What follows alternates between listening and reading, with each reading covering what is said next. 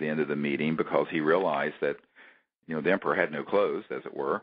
And and so what ended up happening was that I came to realize that there are very high officials and senior people in governments all over the world who simply are not denied access to this level. And that's why, there's been this running joke that when Jimmy Carter once was asked about UFOs, he chuckled and he says, well, I was only the president. I didn't have a high enough security clearance. That's true. And everyone thought he was joking, but he was not joking. Yeah. And so, what you begin to realize is that, there are these sort of what's been called the hidden collegium, as it were. Well, there's the shadow government. The shadow government. My book, that's there. I don't think there's a question anymore. When you look, all you got to do is look at who owns everything. Where is the money? If you follow the money, which is what I did, and what my other book was about, you get to the fact that there's less than 1% of the world that owns everything, all the resources, the ability to make money, ultimate control, leading control of the major corporations, and all the industries all over the world. There's a pyramid, and you can trace it all the way to a very small group of people, all the way back to the foundation of our country. It's amazing. So that's money and power, the secret history. See, that's part of our awakening, too, and that's what I enjoy about you is you bring awareness into the real world, too, because until we awaken to see that there is, in fact, a cabal, there is a special interest group, by whatever name you want to call it, that has an amazing amount of control over the media and what is presented and how it's presented, and that's why most people kind of know there's extraterrestrial intelligence, but we're not hearing about it on the news. It's not a part of our life, but that's by plan. That's deliberate. What we think, we're told what to think. There's a propaganda instrument in play that has a tremendous power over the consciousness of the masses. And so we're actually awakening. Part of our awakening is realizing that we've been played. There's people trying to manipulate us. Well, and there's a very good reason for why this particular issue got the lid slammed on it so tightly. There was actually more openness in the 40s and 50s than there is today. Exactly. Because once they figured out the physics behind the propulsion and energy generation of these devices that the public incorrectly call u.f.os. They're not unidentified and they don't fly, but anyway, that's the moniker given to them after they figured out that they were not unidentified and they did not fly. But at any rate, that's what they've been called. It's sort of a mind fuck, excuse my French. And in reality, it was between 1945 and 1954, in that period, that they figured out exactly how these objects operate, were able to reproduce it, and that's when everything then went deep black classified, and then the entire Department of Defense and military-industrial complex, as Eisenhower called it, got reorganized through the Rockefeller Commission in around 1956, and it's been downhill since because there has basically been a coup d'etat so that no president and no Congress has had the reins of control over these operations for over 50 years, now going well nigh on 60 years. And so the result is a very deep dysfunction, and the reason this is so relevant is that no matter what we may do, you can sit in an ashram and meditate all day long, but if you have 7 billion people who are cannibalizing and destroying the biosphere because of the dysfunction of our society and the secrecy, which is not only a sign of the dysfunction, but also a cause of many dysfunctions, that this secrecy is having a real effect. It's not just like having a secret order of Masons in the 1700s. Now the consequences are that you have 7 billion people trying to use oil and gas and coal to have something resembling a high-tech civilization. And yet, even though we have all these computers and electronics, they're running off of a coal-fired power grid, which is from the 1800s. And so there's this disconnect between, and I speak about this a great deal with folks that I know in Silicon Valley who tend to be, one of the people I met with not long ago in the last couple of months has worked very closely with the founders of Google. And I said, yes, well, that's all very fine, but just remind them that their server farms, which are gobbling up gigawatts of electricity, are running off an 1800s power grid and paradigm, and that's what we need to fix. Because you can come out with as many multi-$100 billion IPOs in the high-tech sector you want, but all of it's low-tech, in my opinion, if you're running it off of a system that's destroying the biosphere, the planet, and killing our precious mother Gaia, the Earth, which has the sustain life, not only for us, but for all of the other God's creatures on this planet.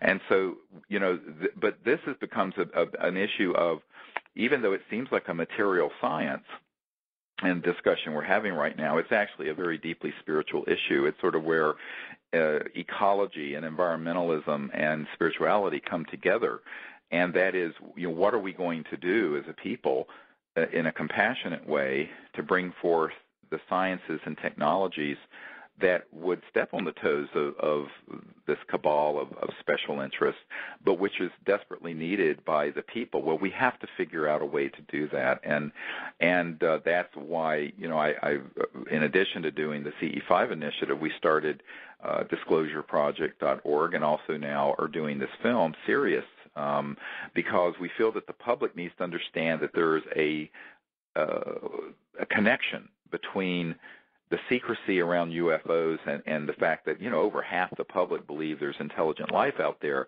but the connection between the secrecy on that issue and how we're living right now today, you with your computer and headset running off of a electric generation system that, even as we're speaking on this phone line, is destroying the planet. Yeah. Well, as you know, this information is starting to be leaked out into the mainstream. More and more information. It's kind of like putting a finger in the dike. The cracks keep appearing, bringing forth how to create free energy. And I know you're very familiar with some of these sciences and systems. It's kind of an exciting time because we could realize in our lifetime a whole new energy source. It would not only change the economics of the world and our dependence on fossil fuels, but it would change the geopolitical situation. So much of it, of the world and our wars have been revolved around petroleum. Imagine if little villages in Africa, or even ourselves, driving a car that ran on, electromagnetism. Pretty exciting. Well, and those exist already. I tell people the good news in all this discussion is that the science is known. The technologies exist, even if they've been classified, and what we have to do is come together not only as citizen diplomats to make contact, but as ambassadors to Earth herself to bring these technologies out. And in fact, the film Sirius, when the filmmaker and I first met about a little over a year ago, the discussion was really centered around this film creating a global activist movement to create a non-governmental and not a big corporation, but a non-governmental, non-military industrial complex entity to put the scientists together that we have identified who understand this physics and to develop these new energy systems and bring them out as quickly as possible, where all the research and development would be going on virtually open source, and in fact we'd have live streaming of our research on the internet so that people could not suppress it, so that if the jackbooted thugs came in to try to seize a device that was breaking through into the zero-point energy field, that the whole world would be watching. And this is a very we've analyzed it, and there have been so many thousands of brilliant people, from Nikola Tesla to the present day, who have known this science, but who keep getting threatened and having their technologies and their inventions confiscated. Yeah. And the only way to change that, and it can be done now with the social media, is to include the whole world and have the whole world watching. So then if these folks want to walk into that 1,000-watt spotlight and get exposed for the fascistic, misanthropic nut jobs that they are, they'd have to do it in front of the whole world. And I think this is exactly what the reason we want this film to come out, and in it we're going to ask people to contribute, whether it's $1 or $1 million, to opening a research and development new energy center where we can bring these technologies out, but in a very non-secretive way. It won't be like bringing out the next iPhone 5, because it will be done in a way where the whole public will know exactly what we're working on, what are the platforms, and the instant that there's a breakthrough, it's being seen live on the Internet. And the reason that's so important is that then you cannot stop it. And if you do try to stop it, it's conspicuous. A lot of people have asked me, how is it that I'm still alive, having worked in all these circles and brought out 500 top-secret military people's testimony and documents? I said, look, there are too many millions of people who've heard about this. And in 2001, when we did the National Press Club event, almost 1 billion people ended up seeing that. So it becomes very awkward for them to step into that, because these are folks who are sort of like vampires. They sort of operate best in the middle of the night or something. It's like cockroaches. You put the light on, they all scurry into these little dark places. And this is why I tell people not to give into the fear, but to do this in the light and with confidence and with the security of knowing of a higher power, but also with the strength in numbers.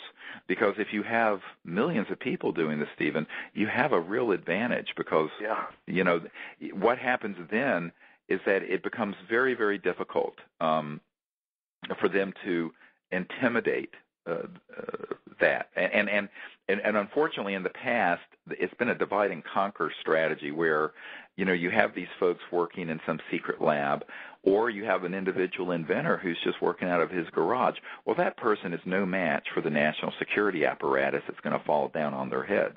Right. However, if you do it this other way, then the worm's going to turn. Yeah, and it's not just one point. There's all of us. There's multiple points. You can't put a lid on them all. That's right. So I want to support you in that. I'll get our organization, Self-Awareness Institute, and the other ones too. And then we all have other groups that we know. So it's that critical mass. We, like you said, scale it up so that millions of people all see this together. Kind of like what you did with the Disclosure Project. That got exactly. And we're going to see, that's what we want to do with the Energy Project, so that then we can raise a modest amount. It won't be like trying to do the CERN $2 billion reactor, but if we can raise $5 to $10 million from the public, maybe in that range, you can then open a facility with the right equipment and the right people. And given the fact that I'm holding a CD that has several thousand pages of previously classified patents and electromagnetic designs on them, I'm fairly confident that in 12 to 18 months we'd have something out, or at least to be so. But you can't do that out of the boot of your car. You've got to have a properly equipped lab with people working on it, and you can't do it with just a couple of $100,000. In fact, our science advisor calculated what it would be just to get the right equipment with the very high voltage analyzers in this laboratory is around $400,000 to $500,000, which isn't a lot for a research lab, but it's a lot if you don't have it. So what we want to do is go to the public with this film and say, here is the truth, here's the secrecy, and here's why it's been kept secret. And one of the key purposes of serious.neverendinglight.com is to get people up to speed on that, so that they then support a public initiative that's not through the government or the Department of Energy or some big university where all this is going to get snarfed up into a black hole, but where then we would lead this research effort and bring it out, because it isn't a 5 to 10 year research project. It's a much shorter project, because we've gathered over the last 20 years some of the most brilliant scientists in the world, but also some of the most explosive technical documents and information, which can then be put to the test. And I think that's why the film will become such an important, in a sense, shield behind which all this other work can be done. It'll be like a protective process, and also develop the network. And we're actually going to be doing something. Those of you who are interested, during the Sundance Film Festival, I'm going to be at Cicero's on Main Street with actor Thomas Jane, who's doing our voiceover, and some of the people, the filmmakers, and myself, having a reception. And those of you who want to join me, it's going to be there at Sundance. The information's on our websites, and I hope to see anyone who's going to be in the Park City, Utah area next Wednesday. It'll be the 23rd, I believe it is, of January, to join us there if you want to meet us and see a trailer for the film. The other thing, I just wanted to report, you asked about this, Stephen. Many of you have been asking, we wanted to have this film finished about a month ago, but as you know, the film